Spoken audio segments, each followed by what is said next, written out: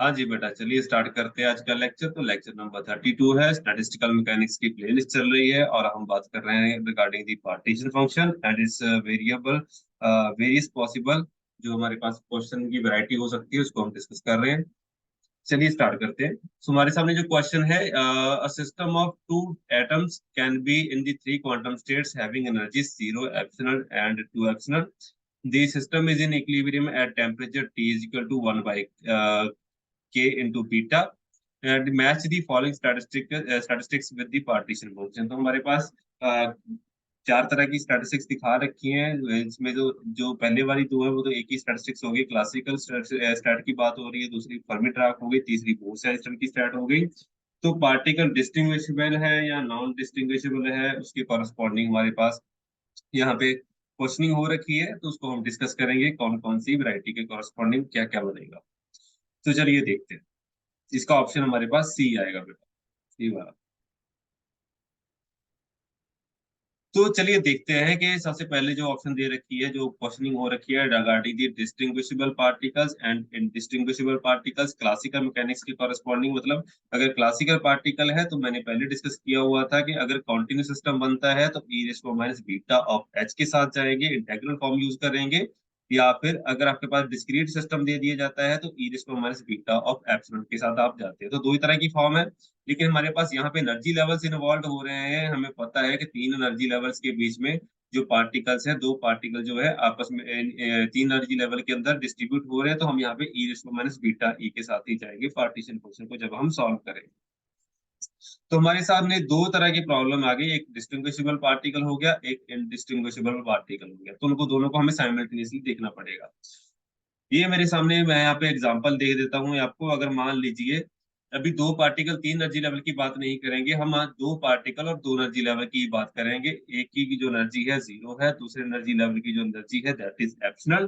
तो अगर पार्टिकल मान लीजिए डिस्टिंग्विशेबल पार्टिकल है, मतलब एक हमारे पास ब्लू बॉल है, एक हमारे पास रेड बॉल है, तो दोनों ही पार्टिकल जो है वो दो एनर्जी लेवल के बीच में कैसे रेंज हो सकते हैं। या तो दोनों पार्टिकल सेम एनर्जी लेवल में होंगे लोअर में, या फिर दोनों पार्टिकल हायर एनर्जी लेवल के अंदर आ जाएंगे। या फिर जो ब्लू बॉल है वो लोअर एक्साइटेड स्टेट में, लोअर स्टेट में होगी, और जो रेड बॉल है हायर एक्साइटेड स्टेट में होगी। या फिर इसका उल्टा भी हो सकता है, ब्लू ऊपर और जो रेड बॉल है वो नीचे भी हो सकती है। तो चार तरह की पॉसिबल कॉम्बिनेशन है, जिसकी वजह से हमारे पास पार्टीशन फंक्शन में आपको टर्म्स देखने के लिए मिल जाएंगे। अब हम देखते हैं पार्टीशन फंक्शन इसका लिखेंगे कैसे। तो पार्टीशन फंक्शन लिखने के लिए ज्यादा कुछ नहीं चाहिए। इसकी जो हमने टर्म्स ले, जो हमारे पास डायग्राम है, डायग्राम्स बना रखी है, उसकी जो मैं सबसे पहले डायग्राम्स की कॉरेस्पॉन्डिंग एनर्जी कैलकुलेट करनी पड़ेगी और ई एस को माइनस बीटा ई का फैक्टर निकालना पड़ेगा, फिर हम सबको सम कर देंगे। पहली डायग्राम के कॉरेस्पॉन्डिंग एनर्जी कितनी आएगी, दो पार्टिकल है, दोनों ही ग्राउंड स्टेट में है, तो टोटल एनर्जी कितनी आ गई बेटा, 0। दूसरी जो डायग्राम है उसके कॉरेस्पॉन्डिंग अगर आप एनर्जी ढूंढने जाओगे तो इसकी एनर्जी कितनी बनेगी टोटल, इसको हम ई प्राइम के साथ लिख लेते हैं। टोटल एनर्जी इसकी कितनी बनेगी, ग्राउंड स्टेट की एनर्जी कितनी है 0, फर्स्ट एक्साइटेड स्टेट की एनर्जी कितनी है एप्सिलॉन के साथ। तो दोनों की कंट्रीब्यूशन मिला के नेट एनर्जी कितनी आ गई, एप्सिलॉन के साथ जाएंगे। तीसरी जो हमारे पास डायग्राम है उसमें भी एक एक पार्टिकल है दोनों स्टेट के अंदर, तो उसकी जो एनर्जी कंट्रीब्यूशन वो भी एप्सिलॉन के बराबर ही रहेगी। जो फोर्थ वाली है उसके कॉरेस्पॉन्डिंग टोटल एनर्जी कितनी आएगी, पहली जो ब्लू बॉल है उसकी वजह से जो एनर्जी कंट्रीब्यूशन आएगी एप्सिलॉन के साथ जाएंगे, दूसरी वाली की कंट्रीब्यूशन भी एप्सिलॉन आएगी, तो 2 ऑफ एप्सिलॉन हमारे पास एनर्जी कंट्रीब्यूशन यहाँ पे बचेगी। तो हम यहाँ पे सबकी एनर्जी कंट्रीब्यूशन निकाल ली डायग्राम्स के कॉरेस्पॉन्डिंग। अब हम निकाल लेते हैं e raise to minus beta का फैक्टर।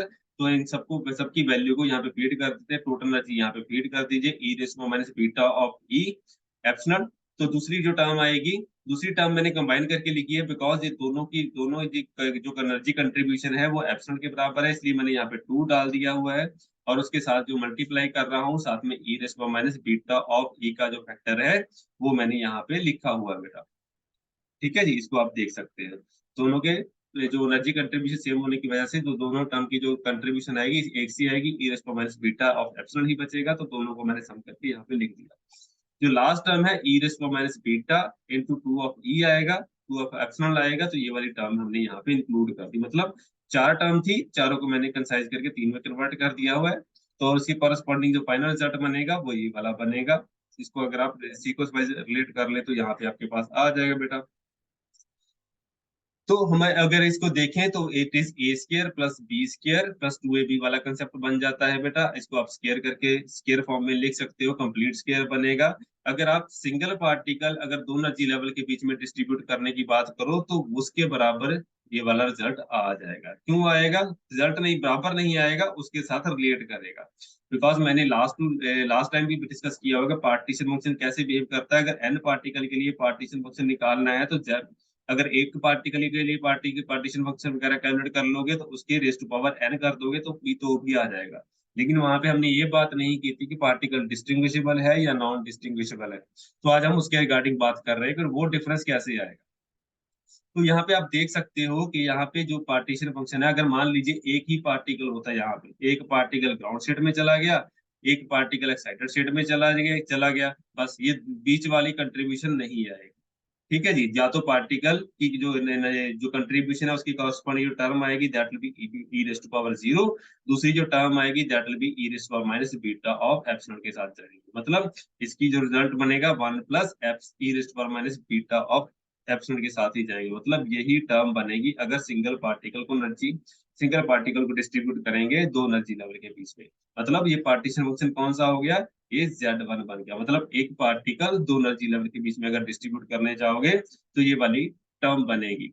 सो हमारे पास जो रिजल्ट बना, दो पार्टिकल अगर आप दो एनर्जी लेवल के बीच में डिस्ट्रीब्यूट करने जाओगे तो आपके पास जो रिजल्ट बनेगा that will be this square of this term which is the. इसको आप कैसे लिख सकते हो? Partition function for one particle in two states. अगर उसका स्क्वायर कर दें तो बात बन जाएगी। तो यही चीज मैंने यहाँ पे लिखी हुई है कि टू पार्टिकल्स अगर दो दो एनर्जी लेवल के बीच में डिस्ट्रीब्यूट करोगे, उसका पार्टीशन फंक्शन लिखने जाओगे, it will be written in terms of Z1 raise to power 2। मतलब एक पार्टिकल का पार्टीशन फंक्शन फाइंड आउट कीजिए और उसका स्क्वायर कर दीजिए, it will be having the same results. लेकिन ये चीज कब होल्ड करेगी? जब पार्टिकल डिस्टिंग्विशेबल हमारे पास एग्जिस्ट करते हैं। लेकिन अगर यही चीज अगर इनडिस्टिंग्विशेबल पार्टिकल के लिए होल्ड करने की बात करोगे तो वहां पे ये चीज होल्ड नहीं करेगी। यहाँ पे देख सकते हो ये चीज जो डायग्राम्स है वो चार नहीं रहेगी, तीन हो जाएंगी अगर पार्टिकल एक जैसे हो गए तो। बिकॉज जो सेंटर वाली दोनों टर्म्स है उनका मीनिंग, उन दोनों में से हमें हमारे पास एक ही डायग्राम बचेगी, दो अलग अलग डायग्राम नहीं बचेगी। तो उसकी वजह से हमारे पास जो टर्म्स होगी वो रिड्यूस हो जाएगी और हमारे पास रिजल्ट बनेगा दैट विल बी डिफरेंट। तो अगर दो पार्टिकल सेम जो लाइकली पार्टिकल है, एक जैसे पार्टिकल है, अगर दोनों एनर्जी लेवल के बीच में डिस्ट्रीब्यूट करोगे तो दोनों या तो लोअर एक्साइटेड स्टेट में, दोनों या तो हायर एक्साइटेड स्टेट में, या फिर उनमें से एक पार्टिकल लोअर में दूसरा पार्टिकल हायर स्टेट में जाएगा। अगर इसका पार्टीशन फंक्शन लिखोगे, इसको मैंने जेड प्राइम के साथ लिखा हुआ है जैसे ये वाला है, तो इसकी कॉरेस्पॉन्डिंग जो कंट्रीब्यूशन आएगी it will be e raised power zero के साथ जाओगे। इसकी जो कंट्रीब्यूशन आएगी e raised power minus beta of epsilon के साथ जाओगे। इसकी जो कंट्रीब्यूशन आएगी जैसे हमने पहले पढ़ा था e raised power minus beta into two time of epsilon. तो हमारे पास दो पार्टिकल है, एक की एनर्जी कंट्रीब्यूशन एप्सिलॉन, दूसरे की energy contribution epsilon, net result क्या बना? टू ऑफ एप्सिलॉन बना। इसलिए मैंने यहाँ पे तीन टर्म्स लिखी है, तीनों को अगर आप सॉर्ट डाउन करोगे तो अगर आप फाइनल रिजल्ट बनाओगे तो ये कंप्लीट स्क्वायर नहीं बनेगा। ये वाला फंडा इसको कॉरस्पॉन्ड नहीं करेगा। क्यों नहीं करेगा? बिकॉज पार्टिकल डिस्टिंग्विशेबल है या नहीं है वो यहाँ पे डिफरेंशिएशन रेज कर देगा। तो इसी वजह से ये वाला रिजल्ट जो मैंने लिखा हुआ है, because it is not equal to Z1 raise to power 2। तो अगर आपको मैं समझता हूँ आपको समझ आ गया होगा बेटा। आई होप आपको समझ आ गया होगा प्रॉपरली कि ये चीज में फर्क होता है कि पार्टिकल डिस्टिंग्विशेबल है या नॉन डिस्टिंग्विशेबल है। इसको क्लियर आउट करने के लिए, इसको एम्बिग्युइटी को रिमूव करने के लिए, जो भी हमारे सामने आराइज हो रही है जो रिलेशन है उसको स्मूथ आउट करने के लिए एक अप्रोक्सीमेशन दी जाती है। बिकॉज स्टैटिस्टिकल मैकेनिक्स में काफी ज्यादा पार्टिकल को हमें डील करना पड़ता है, तो हम यहाँ पे अप्रोक्सीमेशन के साथ जाते हैं। तो देखा गया है कि अगर इनडिस्टिंग्विशेबल पार्टिकल है, मतलब पार्टिकल एक जैसे ही है, तो उस केस में अगर आप वन डायमेंशनल अगर वन पार्टिकल के साथ पार्टीशन फंक्शन के लिए कैरी आउट करते हैं, उसको फाइंड आउट करते हैं, तो उससे अगर एन पार्टिकल के लिए पार्टीशन फंक्शन कैरी आउट करने जाओगे तो partition function for the one particle case it will be raise to power N. उसका रेज टू पावर एन कर दीजिए, डिवाइड कर दीजिए एन फैक्टोरियल के साथ, तो आप डिस्टिंग्विशेबल केस के लिए, सॉरी इनडिस्टिंग्विशेबल केस के लिए पार्टीशन फंक्शन लिख सकते हो। अदरवाइज अगर आपने rather than finding out partition function for the single atom या सिंगल पार्टिकल के लिए अगर आप पार्टीशन फंक्शन कैरी आउट नहीं करना चाहते, डिस्टिंग्विशेबल से खाली कैरी आउट करना है, तो डिवाइड बाय n फैक्टोरियल कर दीजिए। मतलब ये वाला जो केस है, अगर इस केस के साथ आप रिलेट करना चाहते हो तो वहां पे क्या फैक्टर आएगा, it will B 1/n factorial के साथ आपको मल्टीप्लाई करना पड़ेगा इसको, तो ही आप इन दोनों को इक्वेट कर पाओगे, अदरवाइज आप इक्वेट नहीं कर पाओगे। तो ये चीज आप अपने माइंड में बिठा लीजिए। मैं रिपीट कर रहा हूँ, अगर आप इनडिस्टिंग्विशिबल पार्टिकल्स के लिए पार्टीशन फंक्शन लिखना चाहते हैं एन पार्टिकल्स के लिए, तो partition function for one particle के रेज टू पावर एन कर दीजिए, डिवाइड बाय एन फैक्टोरियल कर दीजिए, तो भी ये चीज हो जाएगी। अगर आपने डिस्टिंग्विशिबल पार्टिकल के लिए पार्टीशन फंक्शन लिख लिया, तो उसके डिवाइड बाय एन फैक्टोरियल कर दीजिए, तो भी ये चीज आप कैरी आउट कर सकते हो। ये दोनों ही इंपॉर्टेंट रिलेशन है, ये आपको माइंड में रखने हैं, और इसके रिगार्डिंग काफी बार क्वेश्चनिंग हो जाती है। जैसे आज का जो क्वेश्चन है वो गेट फिजिक्स का है, 2021 से है। ठीक है, तो अगर आप जैसे मास्टर कैडर लेक्चरर कैडर का जो सिलेबस होता है वो गेट फिजिक्स के आसपास ही होता है, तो ज्यादा कोई वेरिएशन नहीं होती। तो अगर आप गेट के क्वेश्चन पेपर सॉल्व करोगे, साथ के साथ आपकी मास्टर कैडर लेक्चरर कैडर के लिए आपको वैरायटी ऑफ क्वेश्चंस मिल जाएंगे और प्रिपरेशन अच्छी हो जाएगी। चलिए, तो हमारे पास जो बेसिक रिलेशन है फॉर द डिस्टिंग्विशिबल पार्टिकल्स और इनडिस्टिंग्विशिबल पार्टिकल्स, हमने दोनों ही इसको देख लिया। अब हम देखते हैं हमारे क्वेश्चन के रेलिवेंस के कॉरेस्पॉन्डिंग के हमारे पास अगर क्लासिकल डिस्टिंग्विशिबल पार्टिकल होते हैं कि दो पार्टिकल तीन एनर्जी लेवल के अंदर कैसे डिस्ट्रीब्यूट कर सकते हो। तुम्हारे पास तीन एनर्जी लेवल, जीरो एप्सिलॉन दे रखा है, 2 टाइम्स एप्सिलॉन दे रखा है, तो ये तीन एनर्जी लेवल हो गए। उसके बीच में अगर आप पार्टिकल डिस्ट्रीब्यूट करोगे तो कैसे होगा, क्लासिकल पार्टिकल के कॉरेस्पॉन्डिंग कोई भी यहाँ पे रिस्ट्रिक्शन नहीं है कि एक स्टेट में एक ही पार्टिकल आएगा, दो पार्टिकल एक स्टेट में हो सकते हैं, यहाँ पे भी दो पार्टिकल हो सकते हैं, जैसे मैंने पहले डायग्राम्स देखे, यहाँ पे भी दो पार्टिकल एक स्टेट में हो सकते हैं। तो तीन तरह की यह पॉसिबिलिटी होगी, तो lowest state, higher state and even the highest state. उसके बाद अगर एक पार्टिकल एक स्टेट में बैठेगा, दूसरा पार्टिकल दूसरी स्टेट में बैठेगा, तो उसमें जो पहली पॉसिबिलिटी है first ground state and first state के कॉरेस्पॉन्डिंग अगर आप पार्टिकल डिस्ट्रीब्यूट करोगे तो वो वाला हो जाएगा। अब पार्टिकल डिस्टिंग्विशिबल है, तो हम यहाँ पे क्या करेंगे, इसका उल्टा केस भी डिस्कस करेंगे, मतलब ए बी हो गया तो बी ए वाला केस भी आप डिस्कस करोगे। ठीक है जी। तो या फिर ये दूसरा पॉसिबिलिटी क्या हो जाता है कि ग्राउंड स्टेट में जो पार्टिकल बैठा हुआ है उसके साथ जो नेक्स्ट पार्टिकल है वो हाईएस्ट एक्साइटेड स्टेट में चला जाए, वो वाली पॉसिबिलिटी भी हो जाती है। अब ये भी डिस्टिंग्विशिबल पार्टिकल है, तो उसकी वजह से भी यहाँ ये प्रॉब्लम आ जाएगी, दूसरा पार्टिकल जो है यहाँ पे बैठेगा, दूसरा पार्टिकल यहाँ पे बैठेगा। ठीक है जी, तो इसकी वजह से ये चीज भी आप टेक केयर कर सकते हो। तो अब पहले दो केस हो गए।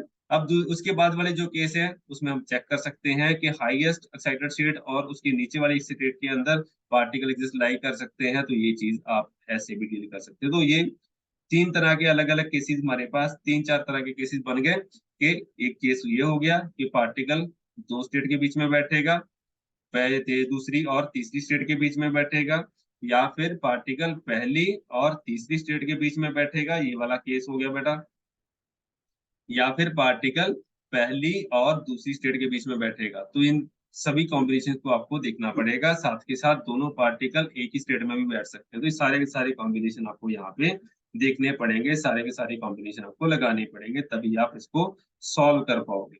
आपको सारे के सारे कॉम्बिनेशन देखने पड़ते हैं। तो हमारे पास जो भी रिजल्ट थे उसको हमने यहाँ पे बनाया हुआ है, टेबल फॉर्म है, तो इसको हम यहाँ पे यूज करेंगे। दो पार्टिकल तीन स्टेट के अंदर, तो इसका जो टोटल पार्टीशन फंक्शन लिखने जाओगे तो आप लिख सकते हो, ज्यादा कोई बड़ी बात नहीं है, जैसे हमने पहले पार्टीशन फंक्शन लिखा है उसी की वजह से उसी को हम यहाँ पे एलेबोरेट करेंगे। दोनों पार्टिकल ग्राउंड स्टेट में है तो एनर्जी कंट्रीब्यूशन कितनी आएगी, जीरो। दोनों पार्टिकल फर्स्ट एक्साइटेड स्टेट में है तो हमारे पास कंट्रीब्यूशन कितनी आएगी, एप्सिलॉन प्लस एप्सिलॉन हो गया बेटा, 2 एप्सिलॉन। दोनों पार्टिकल हाईएस्ट एक्साइटेड स्टेट में है, मतलब इसकी दोनों की कंट्रीब्यूशन कितनी होगी, 2 एप्सिलॉन प्लस 2 एप्सिलॉन कर दीजिए, मतलब 4 एप्सिलॉन इसकी कंट्रीब्यूशन होगी। तभी मैंने ये लिखा हुआ है इसको मैंने बीटा ऑफ जीरो लिखा हुआ है, पहले की कंट्रीब्यूशन जीरो, दूसरे की कंट्रीब्यूशन 2 टाइम्स एप्सिलॉन, तीसरे की कंट्रीब्यूशन 4 टाइम्स एप्सिलॉन। अब ये वाली जो टर्म है, इस टर्म की कंट्रीब्यूशन कितनी आएगी, इसकी जीरो हो जाएगी, इसकी हो जाएगी एप्सिलॉन, मतलब नेट इन दोनों को सम कर दिए जो रिजल्ट बनेगा एप्सिलॉन, मतलब इस टर्म इस कॉन्फ़िगरेशन की जो कंट्रीब्यूशन है एप्सिलॉन आएगी, इसकी कंट्रीब्यूशन भी बेटा एप्सिलॉन ही आएगी। तो इसीलिए मैंने यहाँ पे 2 टाइम्स लिखा हुआ है ये वाला वेक्टर, साथ में 2 × e⁻β e लिखा हुआ है। ये दो कॉन्फ़िगरेशन एक जैसा ही रिजल्ट देगी। सिमिलरली ये दो कॉन्फ़िगरेशन जो है वो एक जैसा रिजल्ट देंगी। मतलब ग्राउंड स्टेट के कॉरस्पॉन्डिंग आपके पास क्या आएगा, जो कंट्रीब्यूशन आएगी that will B 0। Highest state के लिए कंट्रीब्यूशन आएगी 2 ऑफ एप्सिलॉन, मतलब 2 ऑफ एप्सिलॉन नेट कंट्रीब्यूशन होगी एक कॉन्फ़िगरेशन के कॉरस्पॉन्डिंग। अब ये दो टर्म्स है तो 2 भी आएगा और यहाँ पे भी 2 आ जाएगा। उसके बाद ये वाली जो कॉन्फ़िगरेशंस है दो अलग अलग, इसकी कंट्रीब्यूशन क्या होगी, जो ये वाला पार्टी यहाँ पे अगर पार्टिकल बैठेगा तो इसकी कंट्रीब्यूशन एप्सिलॉन, यहाँ पे पार्टिकल बैठेगा तो इसकी कंट्रीब्यूशन 2 ऑफ एप्सिलॉन रहेगी। मतलब नेट कंट्रीब्यूशन एक कॉन्फ़िगरेशन के कॉरस्पॉन्डिंग 3 ऑफ एप्सिलॉन होगी, तभी यहाँ पे 3 ऑफ एप्सिलॉन लिखा हुआ है। दो अलग अलग कॉन्फ़िगरेशन है यहाँ पे, तो हम उसको 2 के साथ मल्टीप्लाई जरूर करेंगे, उसकी डीजनरेसी भी हम यहाँ पे देख लेंगे। ठीक है जी, तो ये हमारे पास सारे के सारे रिजल्ट हो गए। अब हमने क्या करना है बेटा, इनको समराइज करना है और उसके साथ फाइनल रिजल्ट बनाना है कि इस स्टेट के कॉरस्पॉन्डिंग, इस कॉन्फ़िगरेशन के कॉरस्पॉन्डिंग क्या रिजल्ट बनेंगे। अगर आप इसको सॉल्व आउट करेंगे तो ये वाला पार्ट आपके पास फाइनल बनेगा। तो अगर आप चेक करोगे तो आपके पास जो क्वेश्चन के अंदर जो आपके पास ऑप्शंस दे रखी हैं उसमें ये किसके साथ मैच करेगा, उसमें देख सकते हो कि Z3 के साथ मैच करेगा। मतलब ये वाला जो पार्टिसिपल फंक्शन लिखा हुआ है वो हमारी ऑप्शन के साथ मैच करता है for the distinguishable particle case, तो वहां पे हम इसको डील करेंगे। ठीक है जी, तो ये वाली हमारी Z3 के साथ मैच कर रहा है, इसीलिए मैंने यहाँ पे इसको लिख दिया। अब हम बात करते हैं अगर पार्टिकल इनडिस्टिंग्विशेबल हो जाते हैं। अगर पार्टिकल आपके पास इनडिस्टिंग्विशेबल हो जाते हैं तो हमें कुछ भी अलग से करने की जरूरत नहीं है, ना ही हमने कोई डायग्राम बनानी है। तो मैंने आपको जो इतना 5-7 मिनट पहले लगाए हैं उसकी वजह से हमें डायरेक्ट एज मिल जाएगा। मतलब ये वाला जो ऑप्शन है हम इसको डायरेक्टली यूज करेंगे।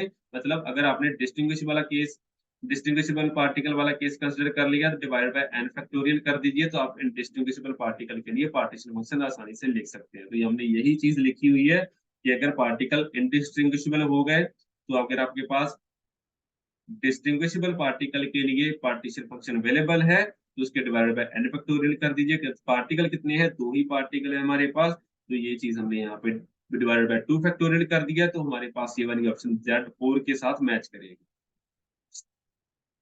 अब बात आती है फर्मी ड्रैग के केस की। फर्मी ड्रैग वाला काम काफी आसान हो जाएगा, बिकॉज एक स्टेट के अंदर एक ही पार्टिकल बैठेगा। दो पार्टिकल है, या तो वो लोएस्ट स्टेट उसके ऊपर हायर हायर स्टेट में अंदर बैठेगा, या फिर उसके अंदर पार्टिकल जो है दूसरी और तीसरी स्टेट के अंदर बैठ जाएगा, या फिर पहली और तीसरी स्टेट के अंदर बैठेगा। यही तीन कॉम्बिनेशन आपने बनाने हैं।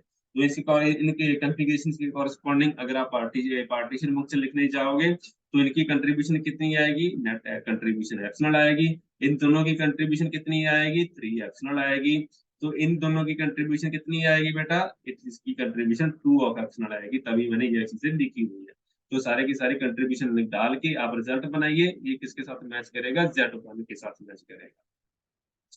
अब बात आती है बोस-आइंस्टाइन एंड स्टैटिस्टिक्स की। अब यहाँ पे क्या है कि एक स्टेट के अंदर मल्टीपल पार्टिकल एग्जिस्ट कर सकते हैं। जैसे आपने बोस-आइंस्टाइन कंडेंसेशन वाला काम भी यहाँ पे देखा होगा। तो वहां पे क्या होता है, लोअर स्टेट के अंदर दो पार्टिकल बैठ सकते हैं, फर्स्ट एक्साइटेड स्टेट है, सेकंड एक्साइटेड स्टेट के अंदर भी पार्टिकल बैठ सकते हैं। तो या फिर एक स्टेट के अंदर एक पार्टिकल भी हो सकता है। तो यहाँ पे आप इन दोनों को कॉन्फ़िगरेशन को भी काउंट करेंगे। लेकिन यहाँ पे क्या होगा, फर्मी ड्रैग स्टैटिस्टिक्स में क्या होता है कि जैसे मैंने पहले देख बताया था कि पार्टिकल यहाँ पे डिस्टिंग्विशेबल नहीं रहेंगे। फर्मी ड्रैग स्टैटिस्टिक्स के अंदर भी पार्टिकल इनडिस्टिंग्विशेबल हो जाएंगे, और बोस-आइंस्टाइन स्टैटिस्टिक्स के अंदर भी पार्टिकल इनडिस्टिंग्विशेबल हो जाएंगे। ये दोनों स्टैट ऐसी हैं जिसमें पार्टिकल आप अलग अलग नहीं मान सकते। अगर आपके पास दो इलेक्ट्रॉन है तो उनका बिहेवियर सेम ही होगा, वो अलग अलग नहीं काउंट होंगे। तो यहाँ पे पार्टिकल सारे के सारे क्या है, इनडिस्टिंग्विशेबल है, और उनकी जो स्टेट है वो पैरेलल नहीं चलेगी। बस फर्मी ट्रैक में क्या प्रॉब्लम है कि वहां पे आपको एक स्टेट के अंदर एक पार्टिकल ही आ सकता है, लेकिन बोस-आइंस्टाइन स्टेट के अंदर क्या है, एक स्टेट के अंदर मल्टीपल पार्टिकल भी एग्जिस्ट कर सकते हैं। तो यहाँ पे मैंने दो दो पार्टिकल बिठाए हैं एक स्टेट के अंदर। तो अदर देन दैट, एक स्टेट के अंदर अगर एक पार्टिकल होल्ड करता है तो वो पहली दो स्टेट के अंदर भी हो सकता है, पहली और तीसरी के अंदर भी हो सकता है, या फिर दूसरी और तीसरी स्टेट के अंदर भी वहां पे पार्टिकल एग्जिस्ट कर सकता है। तो इसके कॉरस्पॉन्डिंग अगर आप पार्टीशन फंक्शन लिखने जाओगे वो भी आप पैरेलल लिख सकते हो। ग्राउंड स्टेट की कंट्रीब्यूशन इस जगह ये वाली कॉन्फ़िगरेशन बनती है तो 0 स्टेट के अंदर कितनी हो जाएगी 2 ऑफ एप्सिलॉन, इसके स्टेट के कॉरेस्पॉन्डिंग हो जाएगी 4 ऑफ एप्सिलॉन, बिकॉज एक पार्टिकल की एनर्जी कंट्रीब्यूशन 2 एप्सिलॉन, दूसरे की भी 2 एप्सिलॉन, तो हमारे पास रिजल्ट बना 4 ऑफ एप्सिलॉन। इस स्टेट के कॉरेस्पॉन्डिंग अगर आप ढूंढने जाओगे 0 प्लस एप्सिलॉन बनेगा, मतलब एप्सिलॉन ही बना। इस स्टेट के कॉरेस्पॉन्डिंग ढूंढने जाओगे, पहले की 0 और दूसरे पार्टिकल की एनर्जी कंट्रीब्यूशन 2 ऑफ एप्सिलॉन, तो रिजल्ट कितना बना 2 ऑफ एप्सिलॉन। तो इस स्टेट के कॉरेस्पॉन्डिंग कितना बना 2 ऑफ एप्सिलॉन इसका और एप्सिलॉन इसका, नेट रिजल्ट कितना बना बेटा 3 ऑफ एप्सिलॉन। तो ये चीज हम इसके कैलकुलेट करते हैं और इसी को यहाँ पे इम्प्लीमेंट करते हैं और फाइनल पार्टीशन फंक्शन आप ड्राइव करते हो और इसकी ऑप्शन मैच करती है वो Z2 के साथ मैच करती है। अब हम फाइनल स्टेट लिख लेते हैं।